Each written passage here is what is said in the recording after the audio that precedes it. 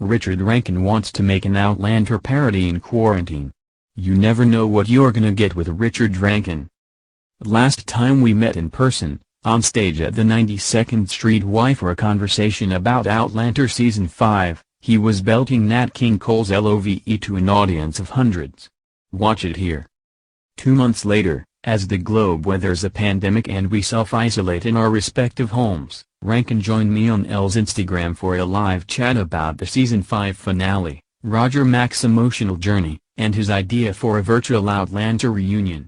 Read on for the highlights from our conversation, which you can watch in full on L's IGTV. The interview begins at 2:31. On reuniting the Outlander cast on Zoom. I'm thinking if we all get together, the cast, maybe a couple of creatives, we can try and film a couple of intermission episodes of Outlander at home remotely with each other. Diana can write them, and we can make a parody of Outlander, and we can all switch parts. So we'll do Outlander, the lockdown version. It's like Outlander 5.5. On Roger's Season 5 journey. It was gradual. First, it was his mission from the start: I'm going to get Brianna, and we're going to go home. We're going to go back to safety. It's sort of lost its weight. He hadn't realized that. It kind of transformed through him being at Fraser's Ridge and being more accepted into the family and proving himself as a family member, and he already has a deep respect, in spite of the differences, with Jamie, and in spite of what has preceded them. He's always loved Claire. He's very much fallen in love with that family and with that group. When you're happy with something, you sort of cling to something that isn't real anymore. This idea of going back home, but home for him changed without him realizing it's changed in his heart. On Bri and Roger trying to go to the future. He's being logical. He's being a man of reason when he's thinking that, not realizing that deep within him, he has taken Fraser's Ridge, and he's taken Jamie, and he's taken Claire, and he's taken Marsley and Fergus to be his family. That is truly where he belongs. Had Roger stopped to even think about it halfway through the season, before they decided when he would return home, he would think, no, this is my family. This is my anchor, and this is my home. And if he was to maintain that idea of going home, it would be purely for practical purposes of safety. Like that conversation he has with Claire earlier in the season where Claire says, you have to go back. Obviously I love you guys and I'm going to miss you, but for the sake of the safety of the family, you have to go back.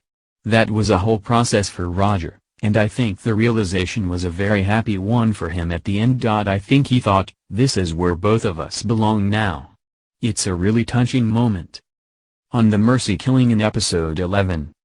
I walked on set and saw the girl had on all the burn makeup, and I could barely hold myself together. I looked down, and I walked away, and I couldn't come back until we filmed it again. I thought, I can't look at her. It's heartbreaking. It was gut-wrenchingly hard to film that, just to keep myself together, and to the point where he's supposed to get sad was hard.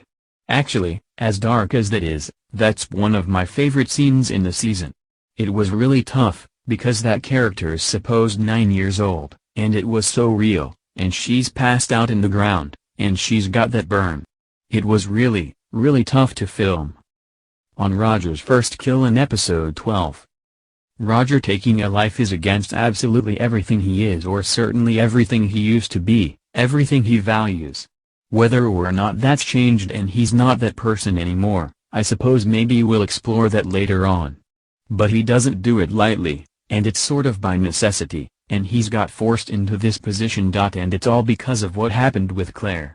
They've got to get her back. He's thinking of nothing else other than, when he says, there's a time for blood and it's now. He means that. He doesn't wish it, but he means it. He wouldn't have been able to do that a season or so ago, so I think it says a lot about how far he's come with the family and what he's willing to do to protect that family. On not being involved in the 60s dream sequence. I said, why aren't we involved in this? Why are we in the car crash or whatever? Who have we pissed off? If anyone's had practice to be there, it's me and Sophie Skelton. But, no, the story, obviously, it wasn't very accommodating for us there, so we walked off set in absolute anger and frustration. Laughs, It was story reasons, obviously. There was impact with the story, so it served its purpose, but it was unfortunate. I wasn't even there the day they were all dressing up.